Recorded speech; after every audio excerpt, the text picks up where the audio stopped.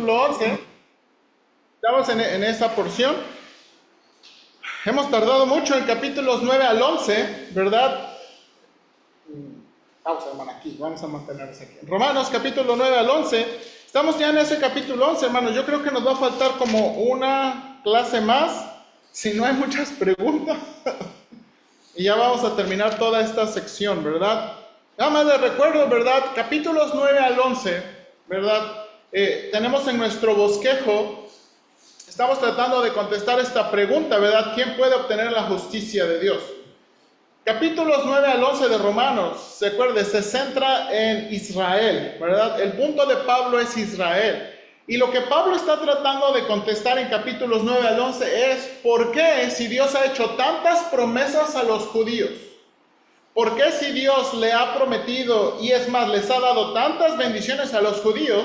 ¿Por qué los judíos no están respondiendo al evangelio? ¿Ok?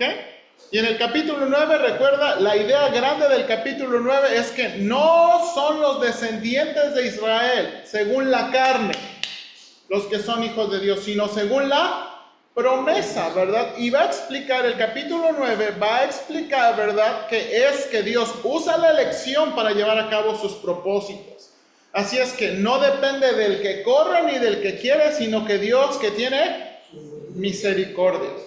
Capítulo 10, ¿verdad? Va a comenzar y Pablo va a explicar, ¿verdad? Aunque Dios usa la elección, ¿verdad? Aunque Dios usa la elección para llevar a cabo sus propósitos, aquí también algo muy importante, ¿verdad? Algo muy importante también es mostrarles, ¿verdad? Que ellos son responsables de creer y aceptar el evangelio, ¿verdad? Y el capítulo 10 es ese capítulo, ¿verdad? Enfático, que Israel es culpable. ¿Por qué? Porque desechando el plan de Dios de la salvación, quiere seguir ¿qué? Su propio camino. Y en el capítulo 11, que es el capítulo que estamos aquí, ¿verdad?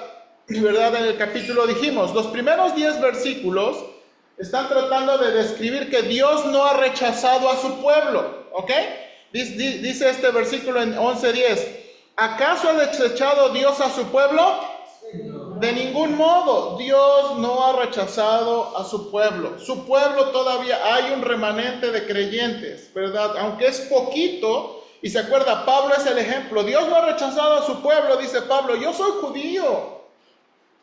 Dios no me ha rechazado a mí. Yo he alcanzado el evangelio, ¿verdad? Y luego dijimos en esta porción, la caída de Israel no es permanente, ¿ok? La verdad, sí, es buena palabra, hermano Juan. La caída de Israel no es permanente. Miren cómo lo traduce la Nueva Traducción Viviente. ¿Acaso el pueblo de Dios tropezó y cayó sin posibilidad de recuperarse? De ninguna manera. ¿Ok? Lo que está diciendo Pablo es, o sea, lo que ahora está pasando con el pueblo de Israel significa que ellos ya no tienen ninguna esperanza de salvación. Dios ya no va a seguir cumpliendo sus promesas. Y dice Pablo, no, de ninguna manera.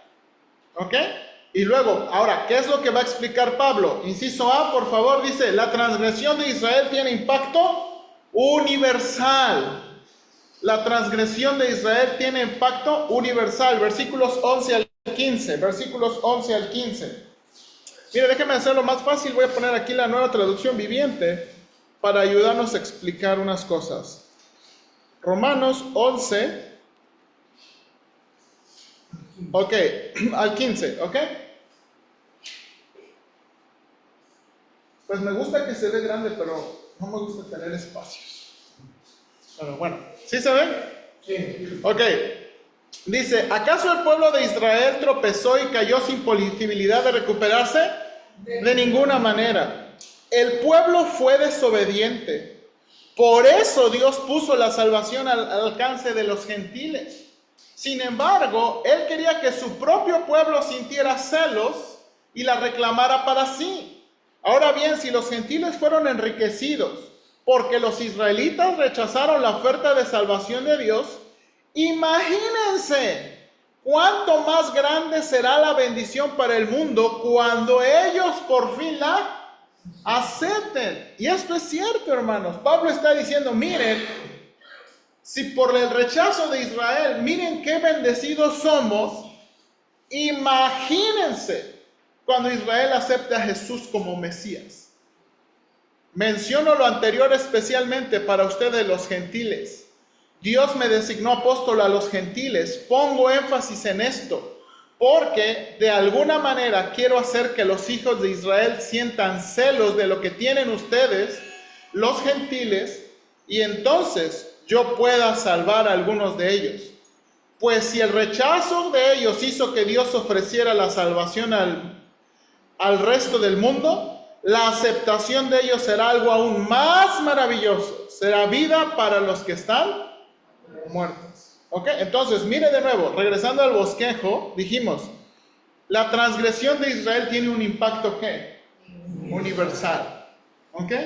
La verdad tiene un impacto universal. Ahora, vamos al inciso B donde nos quedamos la vez pasada. La inclusión de los gentiles no debe causarles ser arrogantes. ¿Ok? Arrogantes. Y ahorita vamos a leer versículos 16 al 21.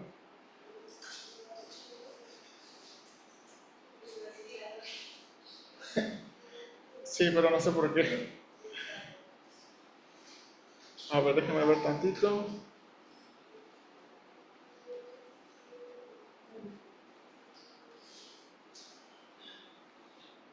Yo creo que tiene que ver con el Apple TV, pero ahorita no. ¿Qué quieren hacer estos? Que se vea ancho. No quiero que se vea ancho.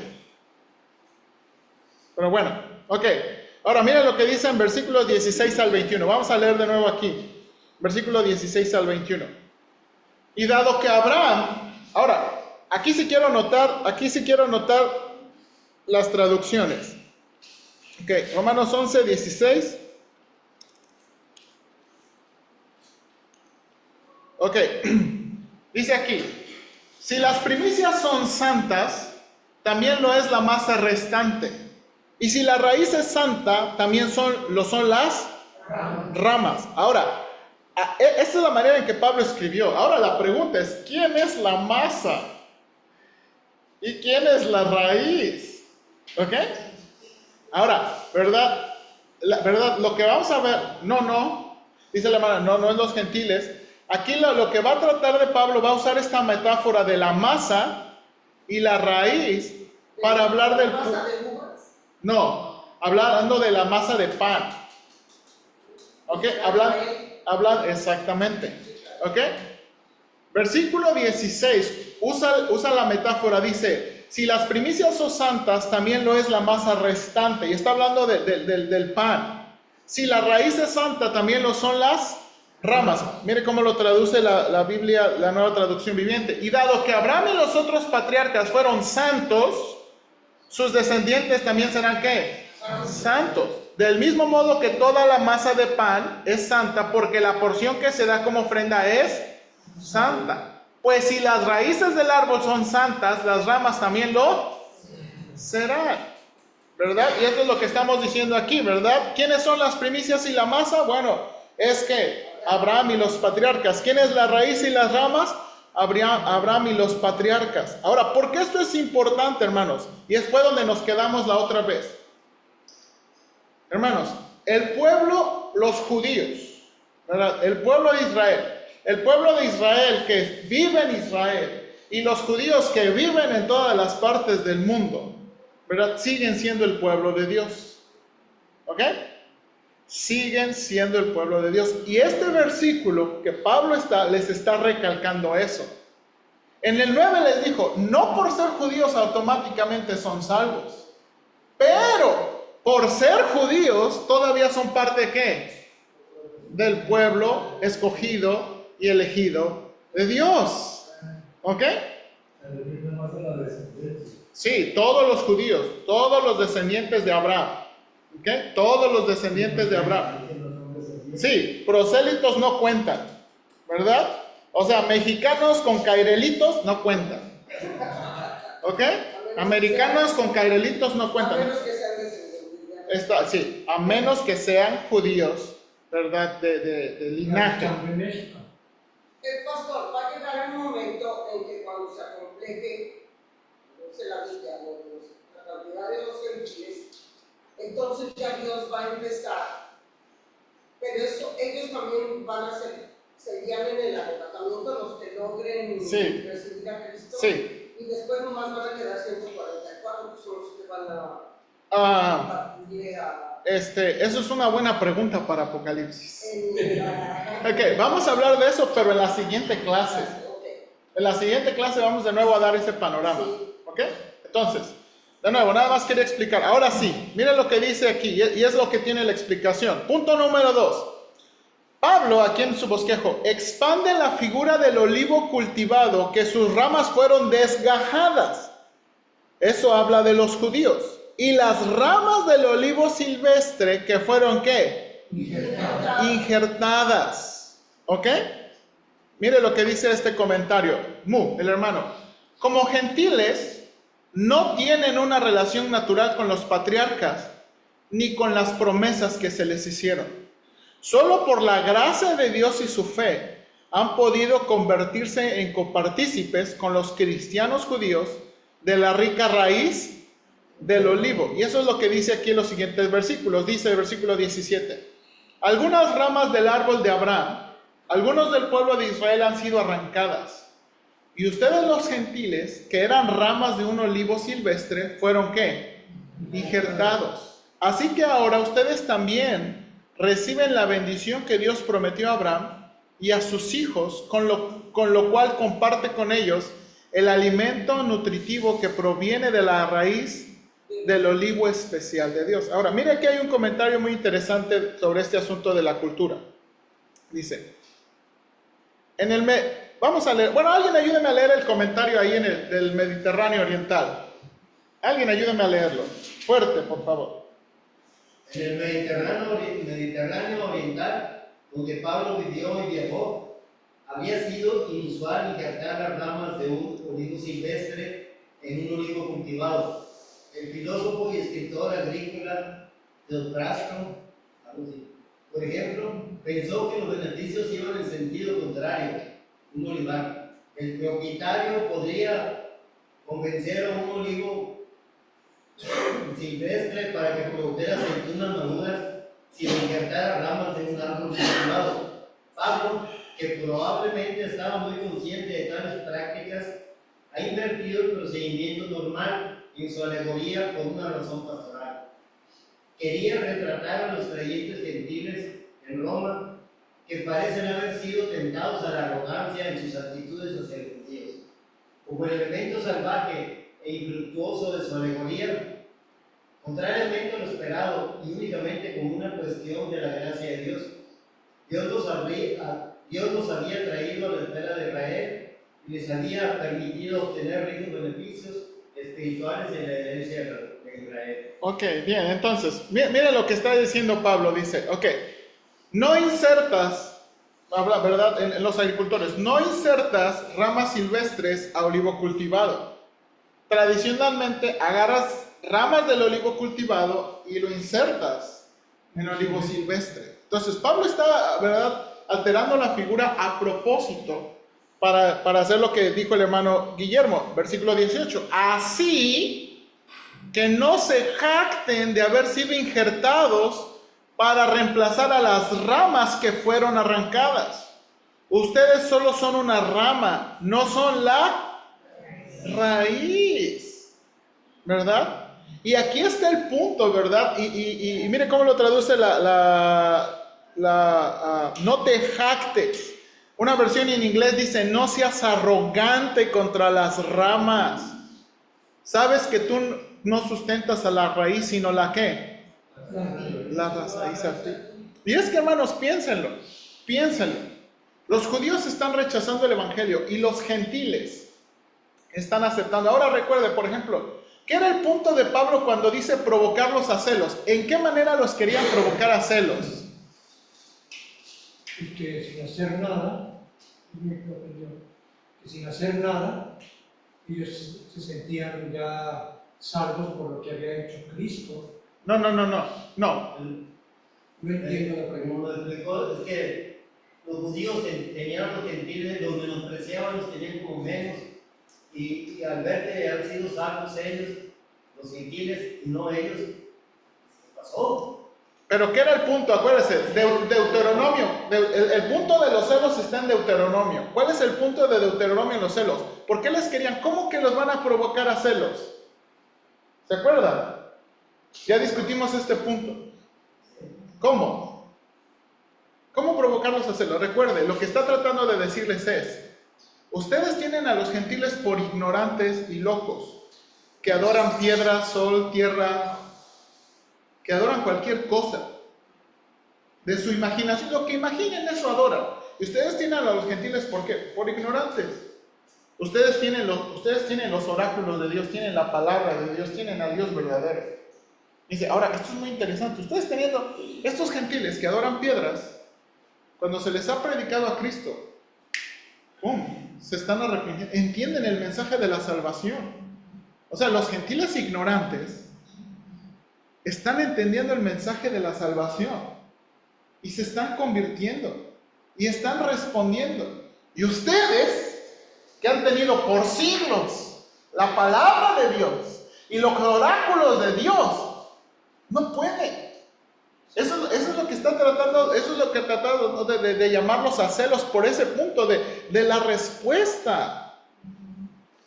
Pero no entiendo por qué les provocaba celos. Si ellos no creían en Jesucristo, pues dirían, pues que creen. No, exactamente. Ahora, Ellos no creían. ¿por qué? Porque ellos tienen los oráculos de Dios. ¿Y se acuerdan qué es el punto de Romanos? El punto de Romanos es enseñarles que el Evangelio no es algo novedoso. ¿Se acuerda cómo empezó Romanos capítulo 1? Miren, nada más Romanos capítulo 1. ¿Qué es el punto? Dice, Pablo, siervo de Jesucristo, llamado a ser apóstol para el Evangelio de Dios. Mire aquí, que él había prometido antes por sus... ¿En las qué? Santas Escrituras. Pablo les va a demostrar, el asunto de la salvación estaba en la ley, el asunto de la salvación estaba en los profetas, ustedes no leen bien. O sea, ustedes tenían la información y no la analizaron. Exactamente, Incluso la hablaban con la gente y aún así no la... exactamente, y ese es el punto. O sea, Pablo le está diciendo, el Evangelio de Jesucristo ustedes creen que es una cosa no pura. Pero esto es lo que las Escrituras una y otra vez anunciaron, es el Evangelio de Jesucristo. Pero ellos no creyeron que él era el Mesías. Exactamente, ¿por qué? Porque, y de nuevo, mire la obstinación, ¿se acuerda? Este es el punto del capítulo 10, porque estaban tan obstinados de que no me importa, yo voy a seguir mi propio plan de salvación. Eran orgullosos, así como para Ahora, hermanos, ahora, Pastor, ¿cómo queda entonces la promesa de Dios en el sentido de que por ti serán benditas todas las familias de la tierra? ok, Eso Dios ya lo sabía que iba a suceder eso. A mí lo que me hace ruido es provocar a celos. Entonces, es algo que Dios ya había prometido. ok, sí, ahora, de nuevo, en Deuteronomio Dios había anticipado que iba a llegar un tiempo en que los iba a provocar a celos, y es lo que está pasando, y es lo que Pablo les está explicando. Ahora, buena pregunta, creo que es muy importante explicar eso. Cuando Dios le da la promesa a Abraham, ¿verdad? En ti serán benditas todas las familias, bendecirá a los que te bendijeren, ok, hermanos. También a fuerza de la circuncisión. Abraham recibió la promesa incircunciso. Sí, ahora, espérame. Para poder agarrar a Ahora, sí, ese es el punto de Pablo, no es por obras. Ahora, aquí viene, hermanos. Aquí viene. Quiero explicar eso porque los cristianos son bien supersticiosos. ¿Por qué? Porque agarran ese pasaje de Génesis capítulo 12 y dicen, ay, pues bendeciré. Y todos los cristianos, pues, ¿dónde está Jerusalén? Vamos a ver, Señor. Y utilizan el pasaje de Génesis capítulo 12 como un asunto místico. De que, ¿verdad? Si nosotros oramos y bendecimos a Israel, vamos a bendecir. No fue así. En Génesis capítulo solamente está diciendo que la familia de Abraham va a tener bendición. Y es el contacto con la familia de Abraham. Ahora, es hasta Éxodo capítulo 19 que Dios dice, ¿cómo? ¿Cómo? Bueno, Dios va a ser una nación que sean ¿qué? ¿Se acuerda? Una nación santa, pueblo escogido, real. Exactamente. ¿Cómo Israel va a ser? ¿Cómo va Israel va a ser la bendición a las naciones? Porque Israel va a ser un escaparate. Dios quiere hacer tan atractivo a Israel que las naciones vengan a Israel. Deuteronomio capítulo 4 dice, las naciones te van a ver. O sea, tu andar con Dios, tu adoración, tu vivir con Dios, tus leyes, no nada más tus leyes religiosas, tus leyes civiles. O sea, exactamente. Y esa es la cosa, hermano. O sea, Dios nunca le ha cerrado la puerta a los gentiles.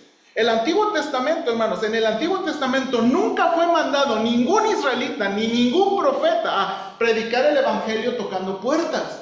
Era a través de ¿qué? A través del escaparate de Israel. Era ver a Israel, la nación santa, la relación con Dios. Y eso es lo que dice Deuteronomio capítulo 4. ¿Sí o no? Eso es lo que dice Deuteronomio. Van a ver la gente y les va a preguntar, va a decir, pueblo sabio y entendido es este. ¿Qué nación tiene dioses tan cercanos? ¿Qué nación tiene dioses tan cercanos? Sí, Dios no nos rechazaba a los Ahora, leyes a través de si un extranjero mora, o sea, los extranjeros eran bienvenidos. Exactamente. Ahora, pero había regulaciones. Sí. Los varones tenían que circuncidarse. Ok, ahora, aquí viene la cosa. Y este es el punto de Romanos. Ya no necesitan nada de eso. Ya no necesitan judaizarse. Ese es el punto de Pablo en Romanos y Gálatas. Ya no necesitan hacerse judíos, necesitan creer en Cristo. Es todo lo que necesitan. Es todo lo que necesitan. Y entonces, de nuevo, este es el punto que Pablo está tratando de decirles. Y de nuevo, está tratando de poner también a nosotros gentiles en el piso. O sea, no sean arrogantes. O sea, no porque ustedes han aceptado a Jesús como el Mesías, significa que, ¿verdad? Dios les ha metido una patada a Israel. ¿No? Y eso es lo que quiere explicar. Ahora, noten aquí, versículo 17 en adelante. Aquí estamos. Bueno, ahí está el comentario, ¿verdad? Porque, ¿quién es más importante, la rama o la raíz? La raíz. Exactamente. Ok, ahora, punto número 4 en el bosquejo. Pablo les recuerda a los judíos que los judíos fueron desgajados por su incredulidad y los gentiles injertados por fe. Entonces, deben temer de pensar que Dios tiene ¿qué? Favoritismo. Que déjame leerle del 17 en adelante. Bueno, no. Versículo, tal vez digas, nueva traducción viviente, bueno, esas ramas fueron arrancadas para darme lugar a mí. Es cierto, pero recuerda, esas ramas fueron arrancadas porque no creyeron en Cristo. Y tú estás allí, ¿por qué? Si crees. Así que no te consideres tan importante. Más bien teme lo que podría suceder. Pues si Dios no perdonó a las ramas originales, tampoco ¿qué? Te perdonará a ti. ¿Ok? Este es el punto. ¿Por qué? Porque, hermanos, el Evangelio en Cristo es lo que nos conecta con el Dios verdadero. ¿Ok? El Evangelio con Cristo es lo que nos conecta con el Dios verdadero. Ahora, me gusta mucho porque en la manera de traducir versículo 19, sí está tratando de Pablo de decir, bueno, esas ramas fueron arrancadas para darme lugar a mí. ¿Cómo interpreta esto? ¿Qué tono le da esto? Que Dios lo desechó. Es como, Porque no fueron de ¿verdad? Es que nosotros sí estamos entendiendo. Es que no, ¿verdad? Es que nosotros, es decir, tengan mucho cuidado, ¿ok? Y entonces, en el bosquejo, ¿verdad? Déjenme avanzar al punto C. Últimos versículos, 22 al 24. La bondad y severidad de Dios son demostradas aquí van las palabras, en el tropiezo y la inclusión. La bondad y severidad de Dios son demostradas en el tropiezo y la Inclusión. Inclusión. Inclusión. O sea, estoy hablando de incluir a alguien. Mira lo que dice versículos 22 al 24. ¿Verdad? Fíjate en que Dios es bondadoso, pero también es ¿qué? Severo. Es severo con los que desobedecen, pero será bondadoso contigo si sigues confiando en su bondad. En cambio, si dejas de confiar, tú también serás arrancado por completo. Y si el pueblo de Israel abandona su incredulidad, volverá a ser injertado, pues Dios tiene poder para volver a injertarlo en el árbol. Tú, por tu naturaleza, eras una rama cortada de un olivo silvestre. Por lo tanto, si Dios estuvo dispuesto a ir en contra de la naturaleza al injertarte en un árbol cultivado, Él estará mucho más dispuesto a injertar las ramas originales en el árbol al que pertenecen. Amén. ¿Ok? Entonces, Pablo quiere de nuevo tratar. Dios es severo y es bondadoso. Ahora, ¿por qué está diciendo estas palabras? Porque ya he explicado, hermanos, que el único camino de la salvación es Cristo. El único camino de la salvación es Cristo. Y ninguna alteración de eso. Si los gentiles alteran eso, teman. Si los gentiles añaden cosas o hacen cosas, teman. Porque solamente hay un camino. Solamente hay un camino. Ahora, vamos al bosquejo aquí. Ok, punto número 1. Por favor, alguien ayúdeme. La severidad de Dios se muestra con los judíos que rechazaron. Morris 1988 comenta. Es el vínculo. No, en el versículo 11. El versículo 11, Pablo negó que el tropiezo de Israel fuera para caer, y aquí usó el mismo verbo, pero ahí estaba él negando que el desastre final fuera el destino de Israel de Dios. Aquí afirma que es destino de aquellas ramas que fueron cortadas por causa de la incredulidad. Exactamente, ok. Dios es severo con los que rechazaron, pero no está diciendo que Dios es severo con todo el pueblo judío.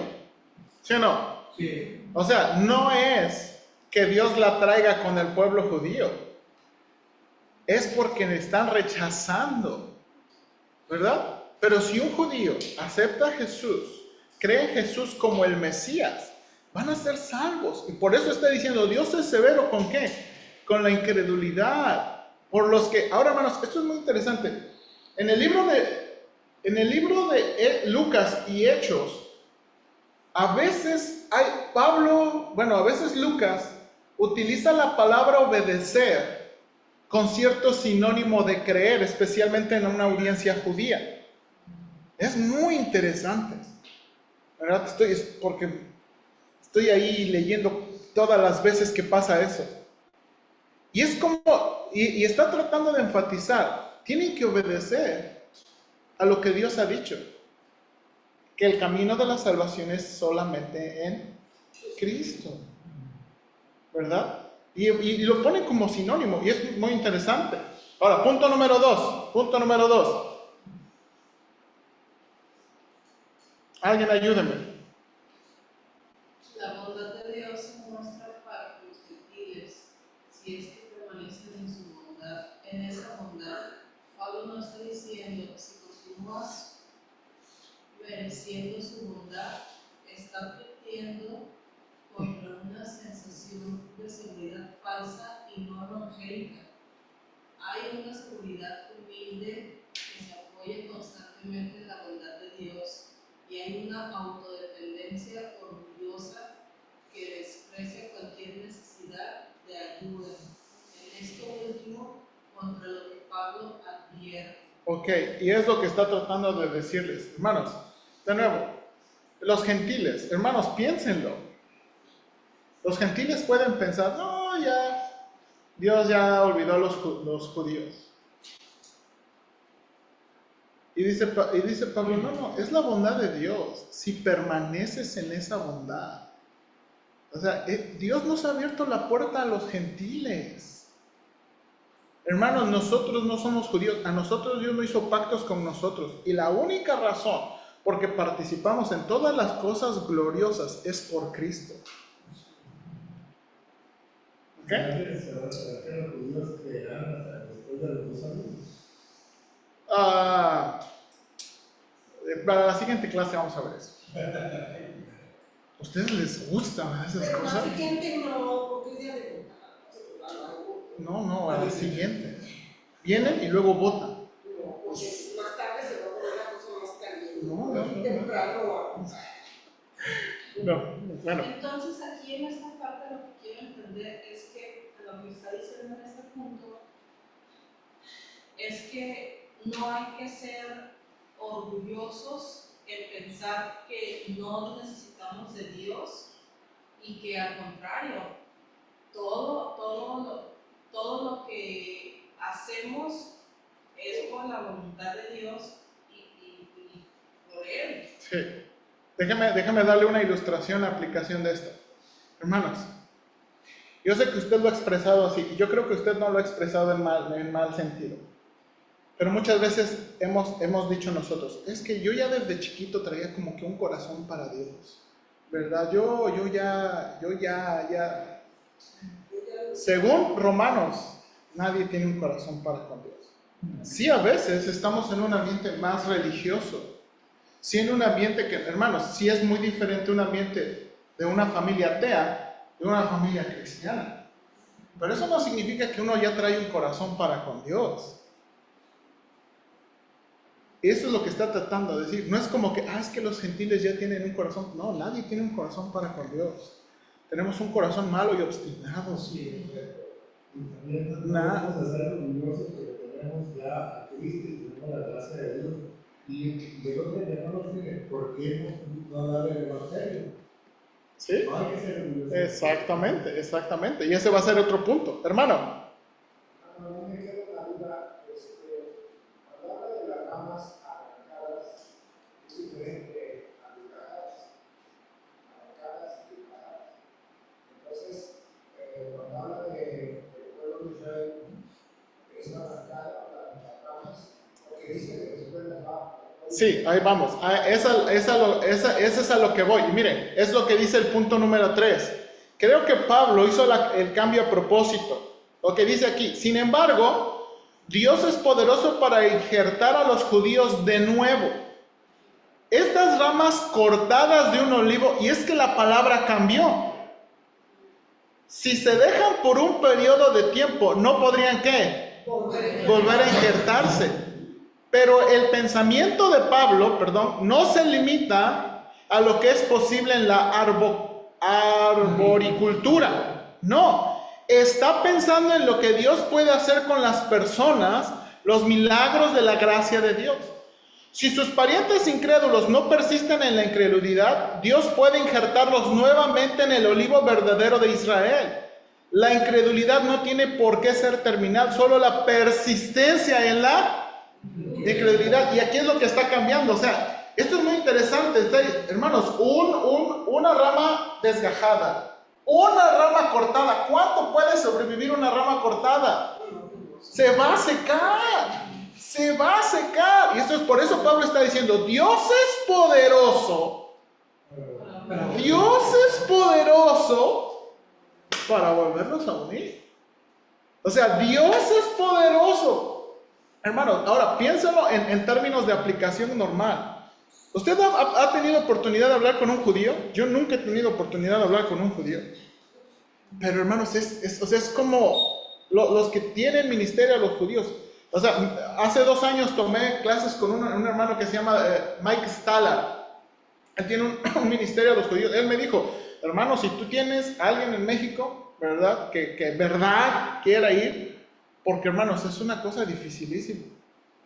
¿En qué sentido? Porque conocen la Biblia y van a rechazar a Dios, a Jesús como Mesías.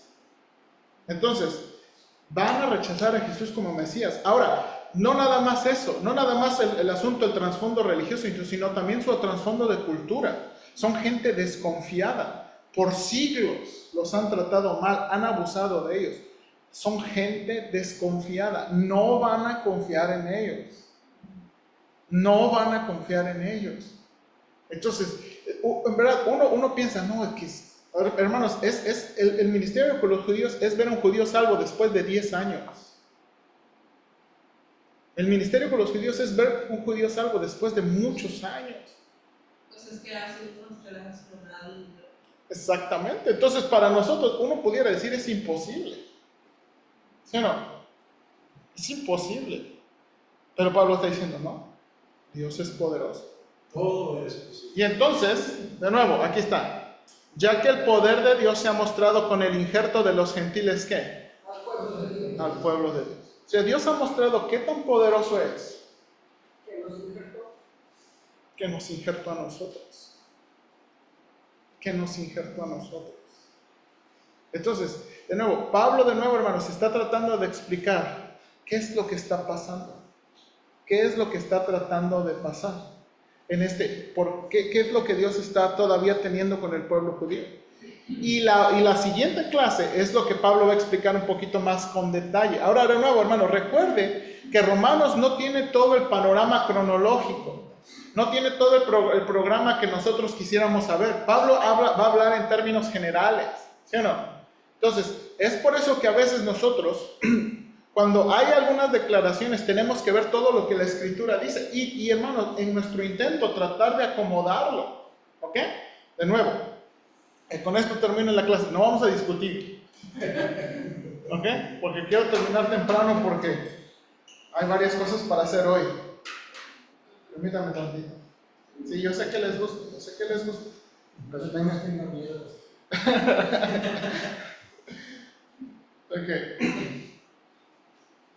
Ok, dame un minutito.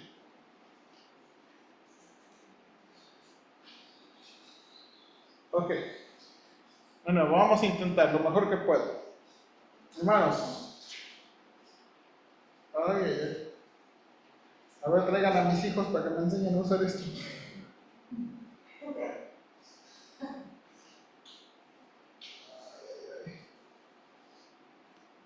A ver, háblele a su chico para que se lo haga, para que le haga grande la. Sí, no sé cómo, ¿qué más?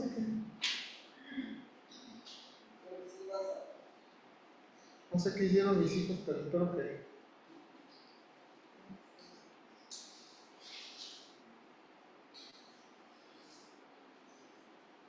¿Alguien me puede decir cómo puedo dibujar? Pues póngale configuración del lápiz. Ahí arriba está. Ya está arriba.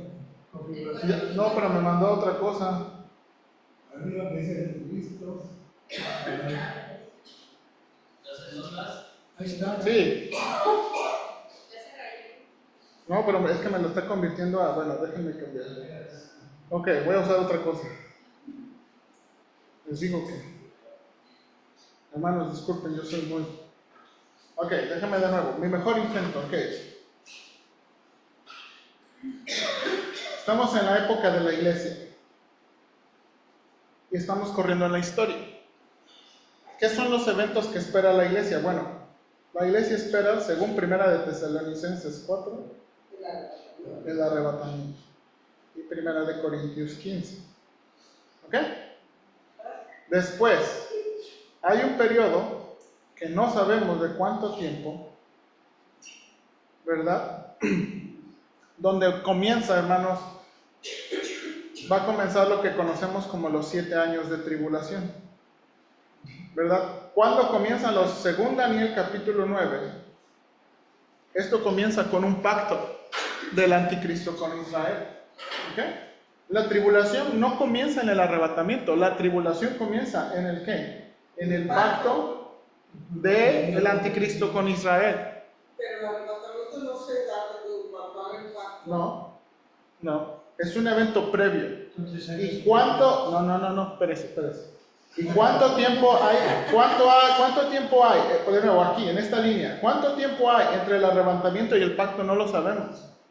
Puede ser días, pueden ser semanas, pueden ser años, no sabemos. Ok. Dice la Biblia que está, de nuevo, tenemos 7 años. Esta es la semana 70 de Daniel. ¿Ok? Esta es la semana 70 de Daniel. Bueno, ese año es la separación de una construcción del templo de separación. Sí, sí. Ahora, escúchenme bien.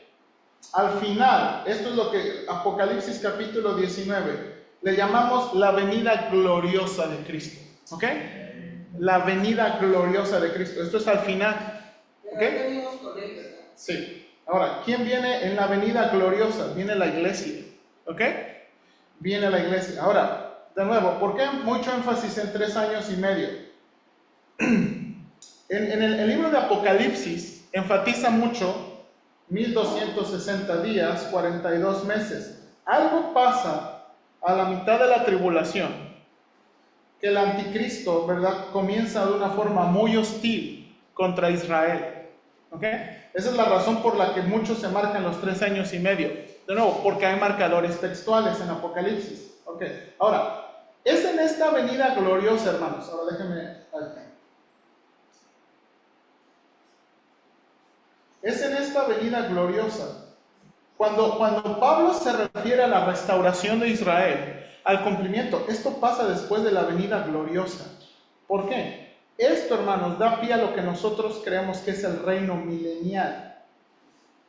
¿Por qué? ¿Por qué digo nosotros creemos? Porque no todos creen que Cristo va a reinar en la tierra por 1000 años. Algunos creen que eso es simbólico, ¿verdad? Algunos creen que eso ya está pasando.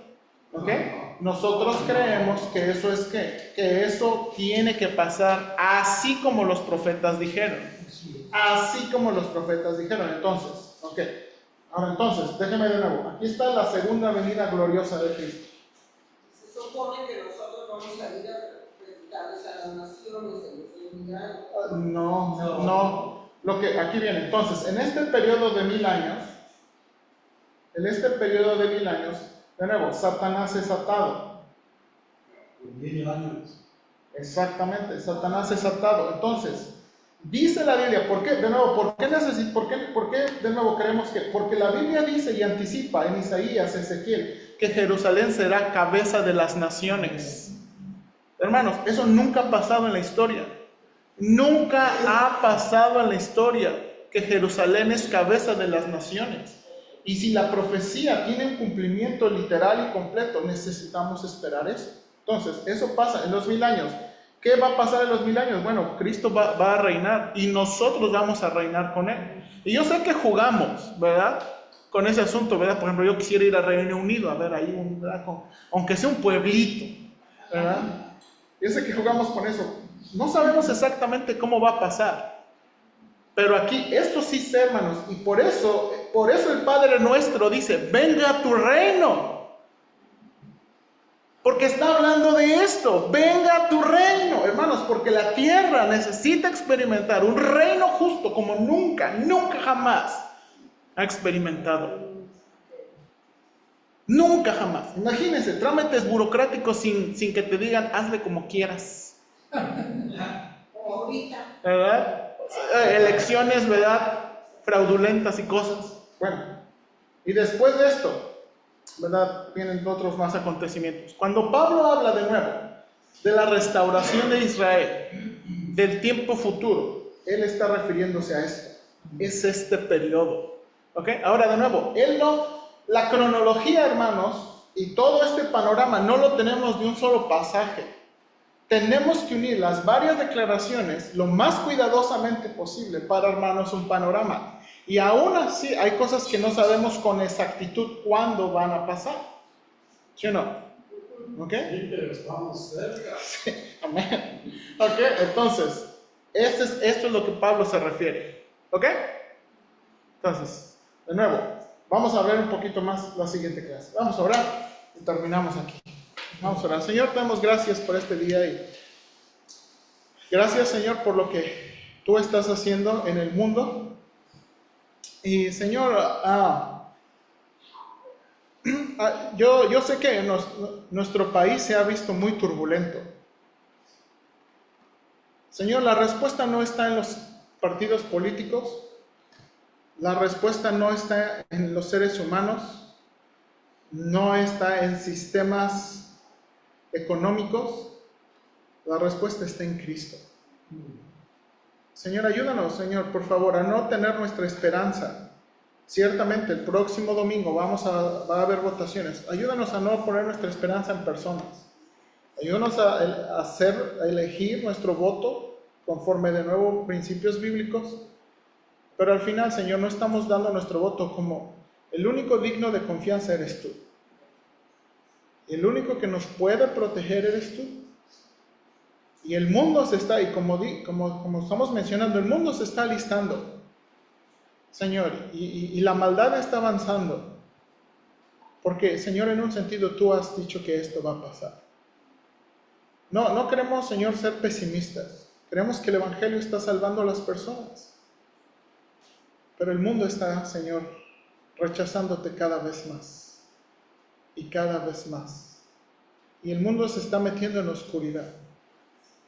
Y Señor, eso es parte de lo que tú ya nos has dicho. Ayúdanos, Padre, por favor, de nuevo, poner nuestra esperanza solamente en ti. El único que quita y pone reyes. El único que quita y pone reyes. Y que es capaz de doblegar a los reyes como bestias, según vimos en Nabucodonosor. Ayúdanos a tener esa confianza en ti. Y danos gracia. En Cristo Jesús. Bien, hermanos, todos sean bienvenidos. Gracias por estar aquí. Vamos a comenzar el refrigerio.